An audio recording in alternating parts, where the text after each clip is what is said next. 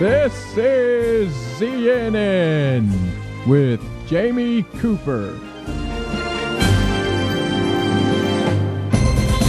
And good Friday morning, I'm Jamie Cooper. This is a live edition of ZNN, co-hosted this morning by Mayor Dan Williams. Good morning, Dan. How are you? Good morning. It's a great morning here in Athens. All of us have been at Athens State twice this week. That's right. You know, I went out there to see the new building, and, my first cousin, George Williams, he's the head honcho out there. Got that electron microscope. Oh. All that, So there's a smart one in y'all's family. I'm not sure he's too smart. He's a sand collector. I didn't realize he's a card-carrying sand collector. A sand collector. Yeah.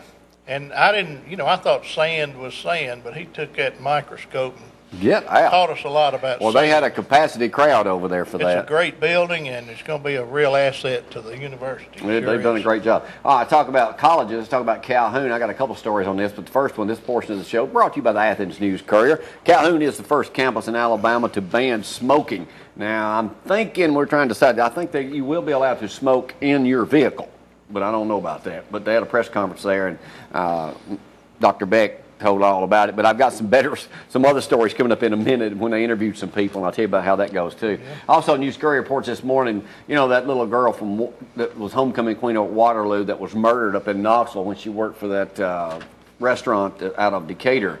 A young man, police used a master key in the motel room, Alabama, admitted killing her and accepted a plea deal yesterday that requires him to spend, before parole, at least 51 years in prison. That's not enough. No, it's not near enough. But he was an illegal immigrant also, the 20-year-old Mexican who is in the U.S. illegally and does not speak English. Good thing about that was his wife is the one that turned him in on that deal. All right, y'all know the recount is about to conclude today.